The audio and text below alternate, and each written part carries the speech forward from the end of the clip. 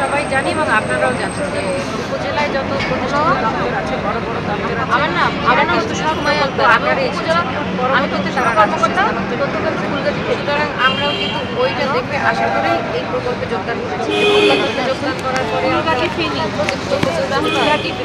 স্কুলতেও দেখেছি যে আমাদের নিয়ে বলা হয়েছে যে 5 বছর মেয়াদ শেষ হয়ে গেলে কর্মরত অধিকাংশ জনগণেরই হচ্ছে সরকারি চাকরিতে প্রবেশের বয়সের সময়সীমা থাকবে না, সুতরাং তাদেরকে পদ সৃজনপূর্বক রাজস্বে স্থানান্তর করা হবে। এবং আমরা তার পরবর্তীতে দেখেছি 18 সালে 20 সালে আপনার হচ্ছে জনপ্রশাসন এবং অর্থ মন্ত্রণালয় থেকে পদ সৃজন করার জন্য চিঠিও এসেছে। সুতরাং রাজস্বের দাবিটা আমরা কেন করব? আর সরকার যেটা আমাদের টার্গেট দিয়েছিল যে আমরা 1 কোটি গ্রামের নারীদেরকে তথ্যসেবার আওতায় আনবো, সেখানে হচ্ছে গিয়ে আমরা 2,30,00,000+ নারীদেরকে তথ্যসেবার আওতায় এনেছি। তাহলে কি আমি আমার কাজের দিকে সফল না? আমি কি তাহলে সরকারের কাছে রাজস্ব দাবি করতে পারি না? আমার কাজ যেহেতু 100% আমরা আমাদের দিক থেকে 100% তুলে দিয়েছি, এখন সরকারের দিক থেকে আমরা আমাদের মানে এটার যে ফিডব্যাক সেটা তো আশা করবো, এটা তো খুব স্বাভাবিক বিষয়।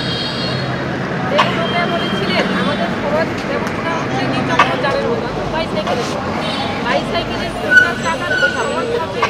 না থাকে ওখানে থাকলে তাহলে বাইসাইকেলটা ভালোভাবে চলবে না। যেরকম আমাদের নারী সমাজের টাকা, এই টাকা যদি নিজেই সচল না থাকে, একটা ভালো থাকে একটা খারাপ থাকে, সমাজটা ভালোভাবে চলবে না। সমাজ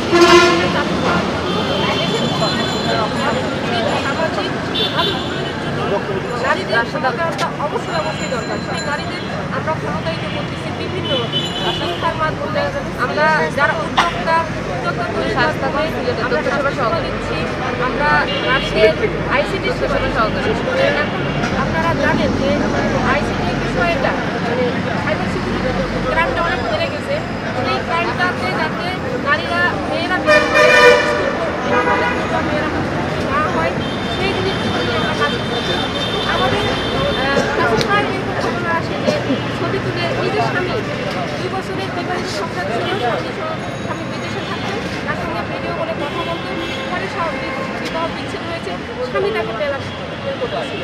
এই যে এই বিষয়গুলো নারীরা কোথায় যাবে? আমরা এই সেন্সিটিভ বিষয়গুলো নিয়ে কাজ করতেছি।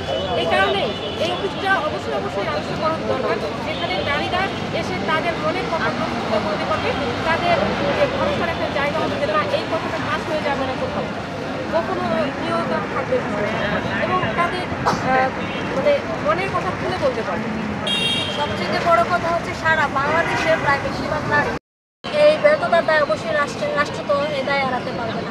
যেখানে নারীদের অধিকার নিশ্চিত করতে পারতেছেন না ওনারা, নারীদের নিয়ে ওনারা শুধু বারবার নারীর ক্ষমতা নিয়ে ওনারা প্রশ্ন করতেছেন, নারীর অধিকার নিয়ে প্রশ্ন করতেছেন, মুখে ওনারা যা বলতেছেন মাঠে ওনাদের কাছে মাঠে তো আমরা এখনো তেমন সফলতা দেখি নাই।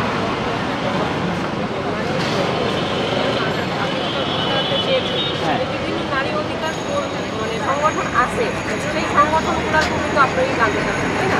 আসলে কোনো সংগঠন এখন পর্যন্ত আমাদের সাথে কোনো প্রকার যোগাযোগ করেনি, বরঞ্চ আমাদের একজন প্রতিনিধি গতকালকে নারী সংস্থার কমিশনের চেয়ারম্যান ওনার সাথে কথা বলেছিলেন। উনি বলেছিলেন আমি এর মধ্যে ইন্টারেস্টেড না, আমি আগ্রহী না, আমার মেয়াদ শেষ, এই কারণে আমি আর এগুলো নিয়ে কোনো কথা বলবো না। তো আমরা জানি উনি নারী পক্ষ নামে একটা সংগঠন চালান বা নারী পক্ষ নামে একটা সংগঠন নিয়োজিত আছে, যে নারী পক্ষ নিয়ে উনি কাজ করতেছেন, কোন নারীদেরকে নিয়ে উনি কাজ করেন? আমরা কি নারী না? আপনারা বলছিলেন যে এই সিকিউরিটি প্রবলেম যে বিষয়টা নিয়ে আসছিলেন, সাইবার সিকিউরিটি এবং এখন আপনি দেখেন যত আমাদের উন্নয়ন হচ্ছে, আইসিটির দিক থেকে আমরা যত উন্নত হচ্ছি ততই কিন্তু আমাদের ইনসিকিউরিটিটাও তৈরি হচ্ছে, সাইবার ক্রাইমটাও তৈরি হচ্ছে। এই জিনিসটা তো আমাদেরকে সচেতন করতে হবে এবং এই জিনিসটা হচ্ছে আমরা স্কুলে গিয়ে মেয়েদেরকে সচেতন করি, স্কুল কলেজে গিয়ে মেয়েদেরকে বিষয়গুলো সচেতন করি যে আমাদের এই কোন বয়সে সোশ্যাল মিডিয়া খোলা যাবে, কোন বয়সে যাবে না, সোশ্যাল মিডিয়ায় কী শেয়ার করা যাবে, কীভাবে পাসওয়ার্ড দিতে হবে, এই বিষয়গুলো শেয়ার করতে। তারপরে যখন এরকম কোনো কেস আসে, ইভেন আমার কাছে বেশ কিছু এসেছে, আমি সেন্সিটিভ আরও একটা বলি যে এটা দূরে একটা জায়গায় কাজ করতেন, সেখানে তার মানে ডিভাইস থেকে ফিল করতেন, ফিল্ডের ছবিগুলো ডিভাইস থেকে তার ম্যানেজার নিতেন ডেস্কটপে। তখন ওই নেওয়ার সময় তার ফোনটা ম্যানেজার হাতে চলে যায়, ম্যানেজার তার পাসওয়ার্ড হাতে থেকে সব নিয়ে যায় এবং তাকে ব্ল্যাকমেল করে। ব্ল্যাকমেল করার পরে তার সঙ্গে অবৈধ সম্পর্ক করার আগ্রহ প্রকাশ করেন। মেয়েরা যখন রাজি হয় না তখন ওই যে তাদের অফিসিয়াল কিছু তোলার সাথে সেটা করে ভাইরাল করে দেয় এবং মেয়েটার এলাকার মেয়েটার বড় ভাই, মেয়েটার বাবা সবাইকে দেয়। মেয়েটার বাবা ওই জিনিসটা দেখে তার কিছুদিন পরে মারা গেছে। যদিও মেয়েটা ওই জিনিসটা সবাইকে প্রচার করে নাই, মেয়েটা আমাদের কাছে এসে কান্না করছে, যখন আমার এই ছুটি দেখে আমার বাবা মারা গেছে, দুঃখ পেয়ে মারা গেছে। এই যে বিষয়গুলো আমরা কাজ করতেছি, এটা তো রাষ্ট্রের জন্য কাজ করতেছি, আমরা তো আমাদের নিজের জন্য কাজ করতেছি। তাহলে আমরা রাষ্ট্রের জন্য কাজ করতেছি, আমরা সমাজের জন্য কাজ করতেছি। আজকে আমরা যদি এই চাকরিটা থেকে বঞ্চিত হই, চাকরিটা হারাই, তাহলে আমরা তো নিগৃহীত হয়ে যাব। আমরা তো রাস্তায় বসে পড়বো, আমাদের বেকার থাকতে।